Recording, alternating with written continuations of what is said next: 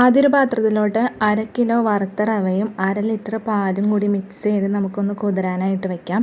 ഇനി ഒരു ചട്ടിയിലോട്ട് കുറച്ച് നെയ്യ് ഒഴിച്ച് ചൂടായി വരുമ്പോൾ തേങ്ങ അതിലോട്ടിട്ട് നമുക്കൊന്ന് വറുത്തെടുക്കാം. ഇതിലേക്ക് കുറച്ച് എള്ളും കൂടി ഇട്ട് കൊടുക്കാം. ഈ ഒരു നിറമാകുമ്പോൾ നമുക്കത് മാറ്റി വയ്ക്കാം.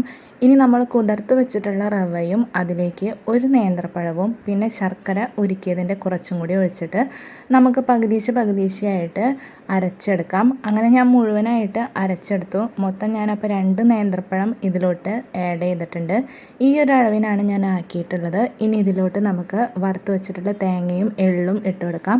പിന്നെ കുറച്ച് പഞ്ചസാരയിൽ പൊടിച്ച് വെച്ചിട്ടുള്ള ഏലക്കായും കൂടി ഇട്ട് നമുക്ക് നന്നായിട്ട് മിക്സ് ചെയ്യാം. ഒരു നുള്ളു ഉപ്പും 1 ടേബിൾ സ്പൂൺ നെയ്യും കൂടി ആഡ് ചെയ്തിട്ട് നമുക്ക് നല്ലതുപോലെ മിക്സ് ചെയ്ത് യോജിപ്പിക്കാം. ഇനി നല്ലതുപോലെ ചൂടായിക്കൊണ്ടിരിക്കുന്ന വെളിച്ചെണ്ണയിലേക്ക് കുറച്ച് നെയ്യും കൂടി ഒഴിച്ച് നമുക്ക് നന്നായി ചൂടായി വരുമ്പോൾ നമുക്ക് ബാറ്ററി ഇതേപോലെ ഓരോ കുഴികളിലായിട്ട് കുറേശ്ശെ ഒഴിച്ചു കൊടുക്കാം. ലോ ടു മീഡിയം ഫ്ലെയിമിലാണ് ഞാൻ ഇട്ടിരിക്കുന്നത്. ഇവിടെയാണ് നമ്മുടെ ട്വിസ്റ്റ് കിടക്കണേ കേട്ടോ. പിന്നെ ഇത് വേവാനായിട്ട് തുടങ്ങിയപ്പോൾ എനിക്ക് ഈ സംഭവം എടുക്കാനായിട്ട് കിട്ടണില്ല. ഇത് പണ്ടത്തെ ഒരു ഉണ്ണിയപ്പത്തിൻ്റെ പാത്രമാണ് കേട്ടോ. അപ്പോൾ ഇത് ഉപയോഗിച്ച് കുഴപ്പമൊന്നുമില്ലായിരുന്നു. ഇനി ഉണ്ണിയപ്പത്തിൻ്റെ പാത്രത്തിൻ്റെ കുഴപ്പമാണോ അതോ ഞാൻ ഉണ്ടാക്കിയ ബാറ്ററിൻ്റെ കുഴപ്പമാണോ എന്ന് എനിക്കറിയില്ല. പിന്നെ ഒന്നും നോക്കിയില്ല. അതിലുള്ള മാവൊക്കെ മാറ്റി നേരെ ചട്ടിയിലോട്ട് വെളിച്ചെണ്ണ മാറ്റി നല്ലതുപോലെ ചൂടായി വന്നപ്പോൾ ഇതേപോലെ നെയ്യപ്പത്തിൻ്റെ ആ ഒരു രൂപത്തിനായിട്ട് ഉണ്ടാക്കിയെടുത്തു.